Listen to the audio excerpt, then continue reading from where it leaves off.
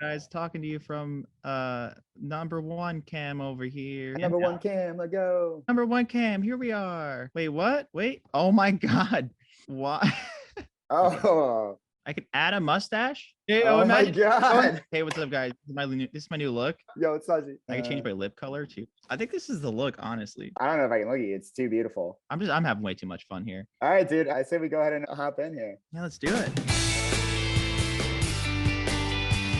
Slushii, are you ready? Ready. What's up, everyone? I'm Austin Best here with All Access Music, and I am stoked to be joined by DJ and producer Slushii today. What's up, dude? Playing with Zoom features. Yeah, no, we were having some fun with that earlier, but we got some very much more serious things to talk about, like your upcoming album that comes out in March. We got the new single with Mackenzie Sol, After Midnight, that just released, and lots of other stuff to get into. But kind of going back to the beginning, like, was there a moment, was there a time where, like, you just knew that music was going to be what you were going to do for the rest of your life? For me, it was like when I was in school, I wasn't really articulate, like as far as like my schoolwork, but I was really like, I excelled in music, and like a lot of my teachers kind of like saw that. They would let me like get school projects and stuff done like that. So that was kind of like where I was like, okay, well, this is interesting that they're letting me use this as like an actual like way to communicate with people. But that was like, kind of my gateway. So when I was in like 5th grade, I had a project that everybody in the class had to put one song.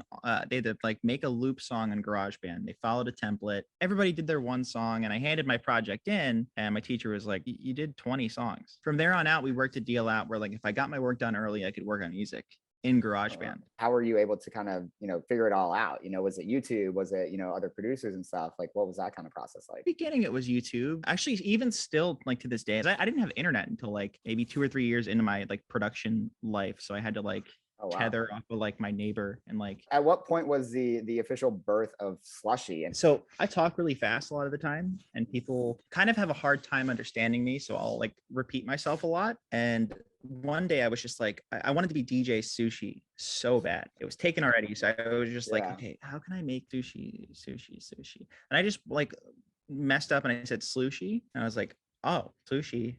And then from there, the 2 I's at the end are from the word kawaii, which means cute in Japanese. So I just took the 2 I's off of that word and I threw it onto Slushii, and I was like, oh, that works. You've obviously been making music for a number of years under Slushii and stuff, but you also kind of dabble in some other kind of like aliases and stuff, like Dinner with Judy. What's kind of the reasoning behind kind of creating different sonics within that space? So Dinner with Judy, I started with like my best friend from high school. Essentially, it's like different states of mind for me. Essentially, like Slushii is like the final step where like everything is super polished. I want it to sound as crazy as possible. Sapient Dreams, like very minimalist. Dinner with Judy, it was just like, how can we write songs to make each other laugh, but they're actually like dope songs? These songs will like become memes in our friend group. At the end of the day, it's just like, how can I say what I have on my mind? Obviously, we have After Midnight, which is the second single off the upcoming album. The decision to kind of work together with Mackenzie Sol, who's the vocalist on the track, came pretty quickly, right? Because you guys just kind of met one night and then it kind of happened.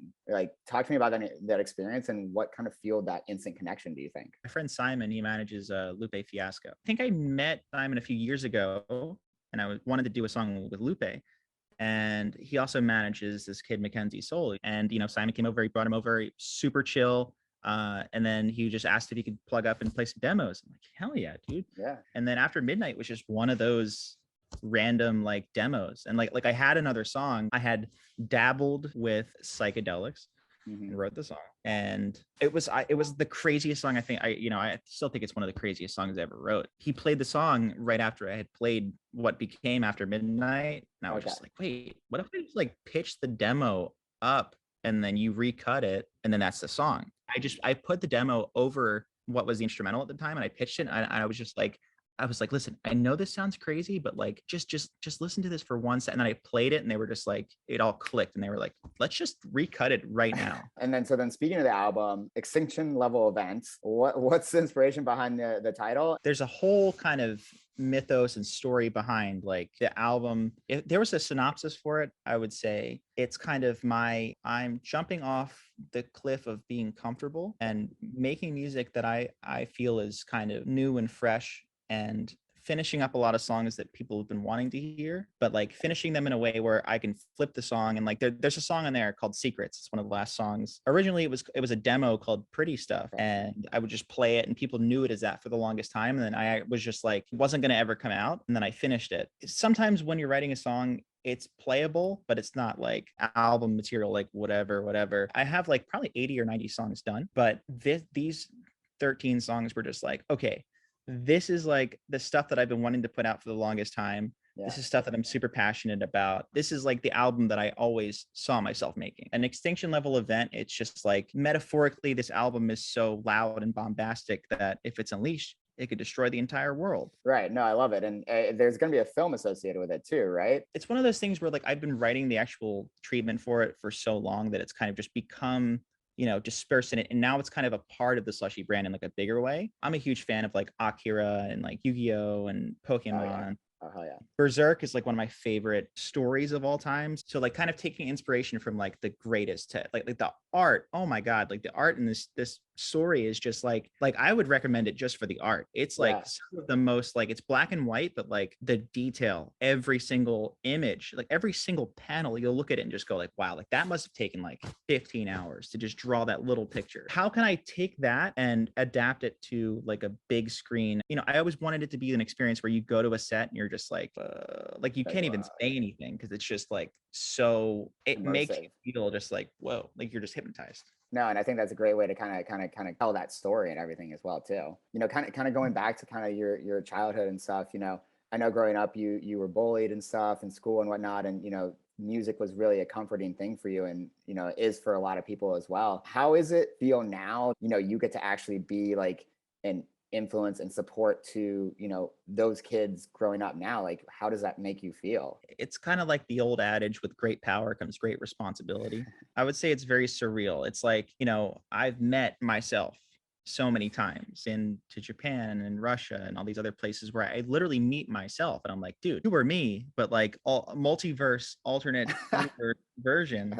It's great, being able to kind of let them know that like, listen, I'm just a dude at the end of the day. I'm just a person, like you strip all the music, all the branding, everything. I'm Julian from New Jersey. I've got anxiety, depression, all that other stuff, Asperger's, but I've kind of figured out how to cope and manage and find a positive outlet for it. That my goal is to help others find their outlet. You kind of mentioned kind of similar stuff in the interview with Bandwagon that I was reading, and about like hey, like I had a lot of anxiety with social events, and how I worked it was put myself in social events and like get yourself out there, and it's not going to happen today, it might not happen in a few months, might take, and for you said it took a few years. So I think it's just a good to have that reminder as well. Like, as you said, and I think in that article too, is like, just hold on, it gets better.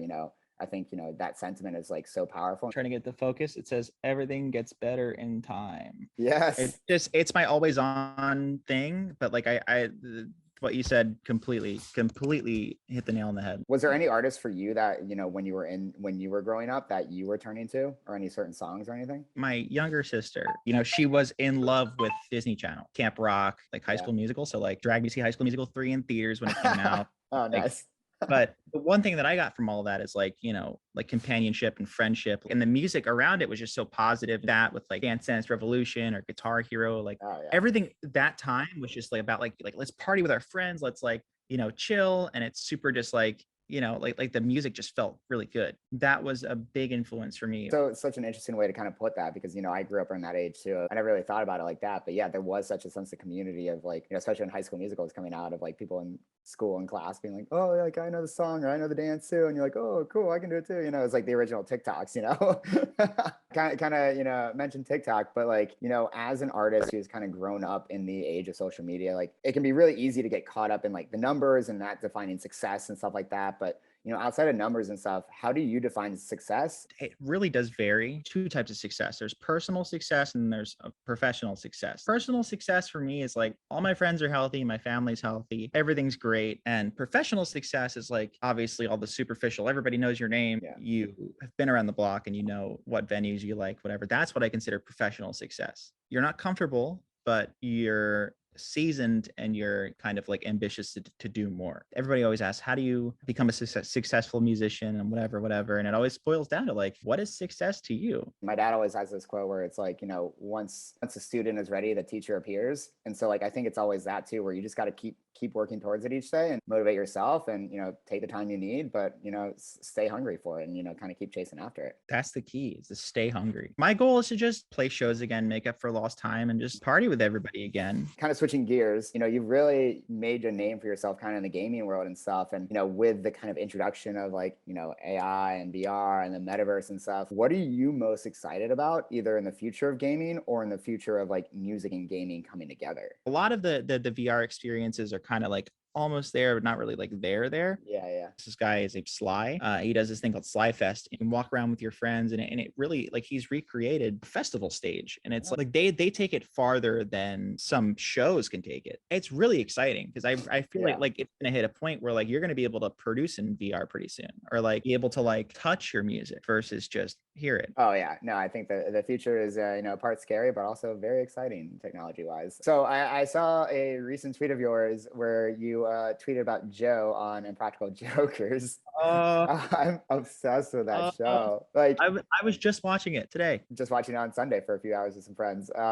Do you think you could ever pull off any of those pranks? Because I feel like I'd break and laugh every single time. I used to like try to pull off like prank calls. I'm too convincing, where they are genuinely concerned and then I feel bad. I'm pretty good at like, putting a voice on and like, cause I used to work customer service for like 2 years. So like I tune out how they sound. Like none of that even like breaks me. It's just like, I'm so serious that it's boring. Like if I ever tried to start a prank channel, it would just be like, thank you for calling 18. How may I? And it would just go on like that for like 15 minutes with no punchline or anything. I always would watch the show and go like, I don't know, because face to face is way different. But I feel like if it was for the show, I would at least attempt to do it. So a question I ask everyone in every single interview is, if you could only listen to 5 artists for the rest of your life, who would they be? I'm going to play it smart here. There are multiple artists, but I'm going to put them in their respective groups so I can listen to them together. The Beatles, Kanye West, Skrillex, NERD. All right, final one. What we got, Slushii? This is tough. It always comes down to the last one because everyone's like, okay, I got the 4. And then it's like, oh, I have a couple that I could put in this 5th spot. And you're like, oh, I don't know. I'm going to say Tyler, the Creator. Number 5. Nice. All right. Hell yeah. Solid lineup. Cool. Final one I got for you. What's the rest of 2022 look like? And I know we got the album coming out. We just have the Mackenzie Sol After Midnight song come out. What else we got? A lot of music. Just a hilariously giant amount of music. I have a bear brick coming out this year. Giant bear, like Lego. Yeah. Tricked it out. We like painted it Slushii style and like put little like glasses on it and stuff. I'm so excited for it. Animation, a lot of shows, a lot of video game tie-ins. Almost too much Slushii. Might get some cavities from sucking down too many Slushies, Oh yeah, like brain freeze perpetually. Slushii, thank you so much for hanging out today. It was great to reconnect. It's been a few years since we got to hang, but congrats on the new song After Midnight with Mackenzie Sol. We got the album coming out in March, Extinction Level Event, and plenty more Slushii to look forward to. So thanks again, man, and I appreciate the time. Hey man, thank you for having me. It's been a pleasure, and I can't wait till next time. It's gonna be epic. Hell yeah, dude. Love it. Yeah, Mackenzie just hit me back. Like, there's still time. Mackenzie, where are you? Where art thou? Let's go!